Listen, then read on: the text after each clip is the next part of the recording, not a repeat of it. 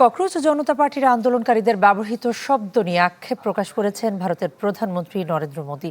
শুক্রবার রাতে ইনস্টাগ্রামে পোস্ট করা এক ভিডিওতে ৭৫ বছর বয়সী মোদী বলেন, ভারত এবং সারা বিশ্ব দেখেছে যন্তর মন্তরে কি ঘটেছে। কিছু দুষ্ট তরুণ অত্যন্ত অশালীন ভাষা ব্যবহার করেছে। তিনি আরও বলেন, এমন শব্দ ব্যবহার করা হয়েছে যা সভ্য সমাজে গ্রহণযোগ্য নয়। পুলিশি মামলার প্রসঙ্গ টেনে মোদী বলেন, তরুণ বয়সের ভুলের জন্য কঠোর আইনি ব্যবস্থা নয়, বরং সঠিক দিক নির্দেশনার মাধ্যমে তাদের সংশোধনের সুযোগ করে দেওয়া উচিত। গেল মাসে শুরু হওয়া এই আন্দোলনের সূচনা হয় পরীক্ষার প্রশ্ন ফাঁসের প্রতিবাদ থেকে।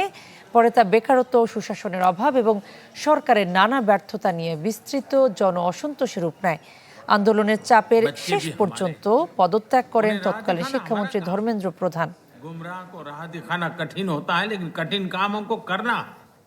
और इसलिए आओ मैं इन बच्चों को